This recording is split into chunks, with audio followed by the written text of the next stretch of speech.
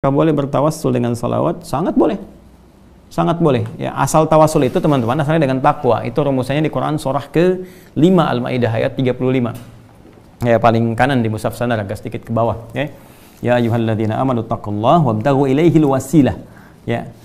Ya ayyuhalladzina amanu, orang-orang yang beriman pada Allah Subhanahu wa taala, ittaqullaha, tingkatkan takwamu kepada Allah, wabtaghu ilaihil wasilah, dan carilah dengan takwa itu sebagai wasilah.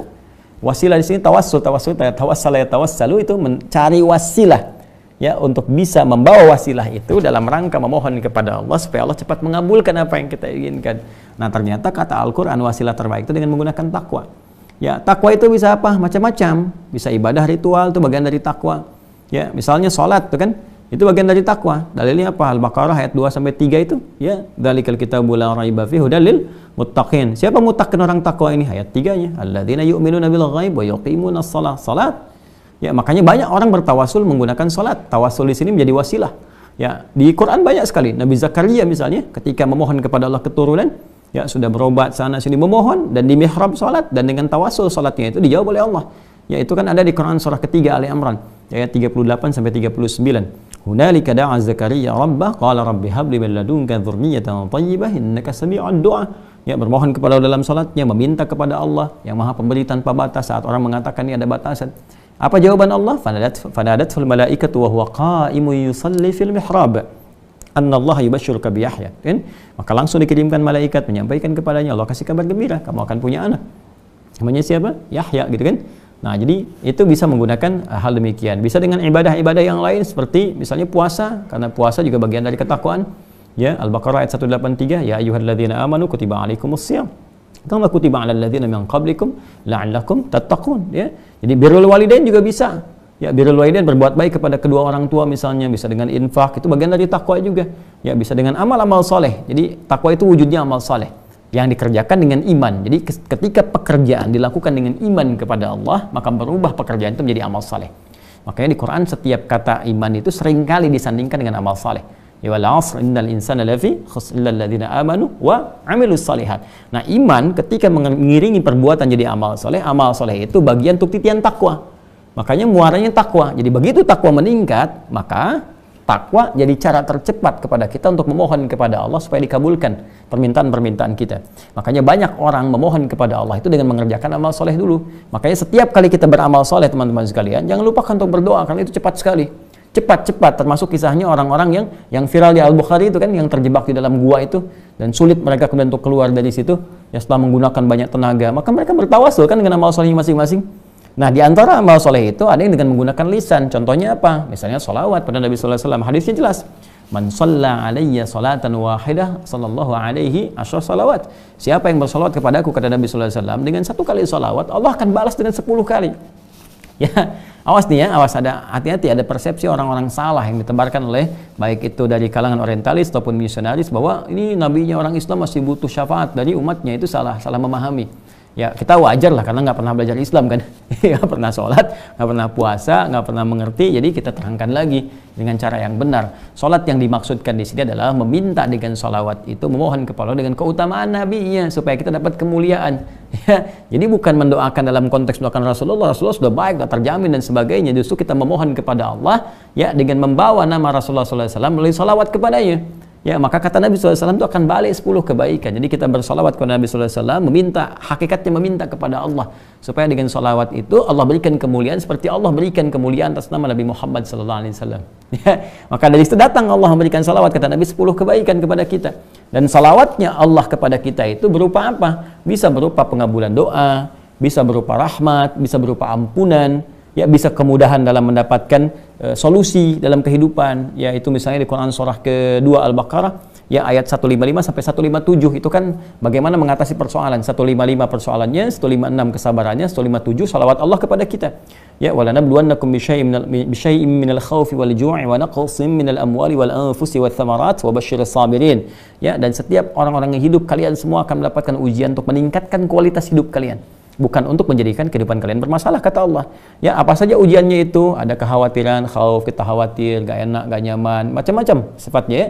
Wal ju', kadang-kadang lapar, kadang harta berkurang, wa naqsunul amwal wal anfus, ya. Kadang jiwa ada yang sakit bahkan meninggal, wa thamarat, ada hasil kerja keras kita diambil oleh orang lain, kita yang tender, mereka yang dapat proyeknya, kan? Wa basyiris sabirin, dan berikan kabar gembira pada orang sabar. Siapa orang sabar ini? Ayat 156. Alladzina idza asabathum musibah qalu inna lillahi wa inna ilaihi raji'un, yaitu orang-orang ketika diuji itu dia menyadari sepenuhnya, wah ini Allah yang telah tentukan, Allah ingin mengangkat derajat saya. Nah, jadi ini adab di Quran ya, kalau sedang punya ujian itu diuji langsung.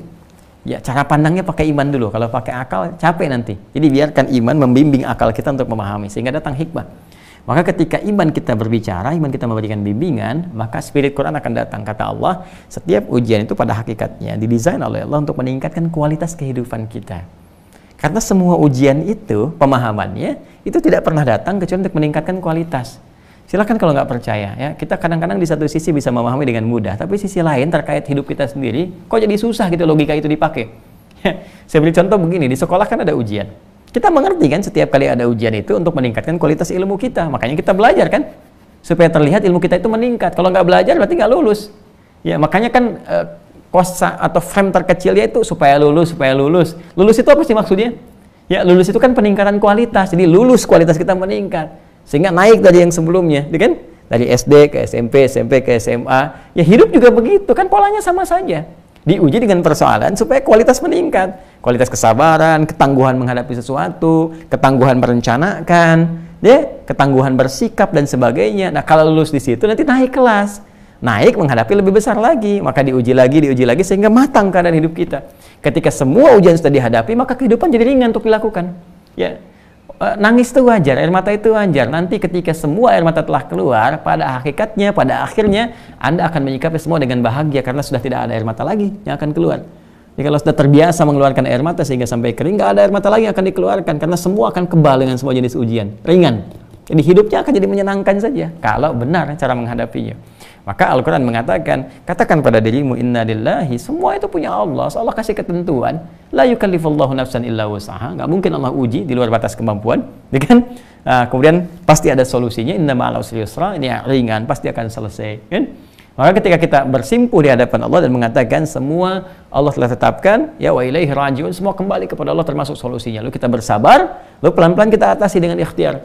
Maka orang seperti ini di ayat 157-nya, ulaika alaihim salawatun min rabbihim wa rahmah wa ulaika humul muhtadun. Ya, maka orang-orang ini ulaika alaihim salawatun min rabbihim.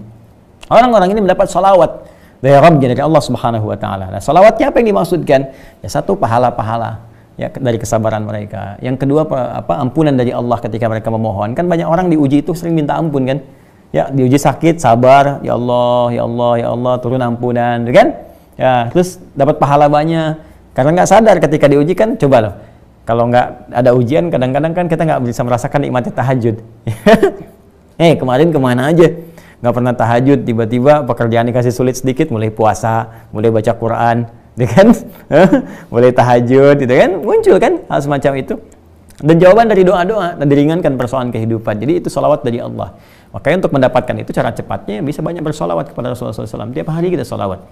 Allahumma salli ala sayyidina Muhammad, salli ala sayyidina Muhammad, salli ala sayyidina Muhammad wa ala ali Muhammad. Silahkan bersolawat senyaman yang kita bisa lakukan. Maka itu diantara dalilnya. Ya, yang paling tegaskan innallaha malaikatahu yusholluna 'alan nabi ya ayyuhalladzina amanu shallu 'alaihi wa sallimu taslima. Ya, Allah saja memberikan salawat kepada Nabi sallallahu alaihi wasallam. Malaikat juga bersolawat, dan salawatnya Allah, salawat malaikat beda dengan kita ya, yang memohon kepada Allah Subhanahu wa taala seperti tadi saya sampaikan. Maka hai orang-orang beriman, perbanyak salawat kepada Nabi sallallahu alaihi wasallam. Dan banyak kisah di masa lalu termasuk para pemimpin-pemimpin yang paling populer sekali. Ya, kalau kita lihat di YouTube juga klik misalkan pemimpin yang senang salawat, nanti muncul tuh. Ya, dulu di Turki gitu kan ada kan, terus yang sekarang juga pemimpin di Chechnya itu ya, senang sholawat juga tuh ya. Terus ya siap banyak, kalau ulama nggak usah ditanya, kita juga banyak mempersiapkan itu, nanti insya Allah akan terasa manfaatnya, terasa bedanya, terasa kenikmatannya kepada jiwa, ya, ada sholawat, ada istighfar dan sebagainya. Semoga Allah memuliakan, ya, semoga Allah memuliakan.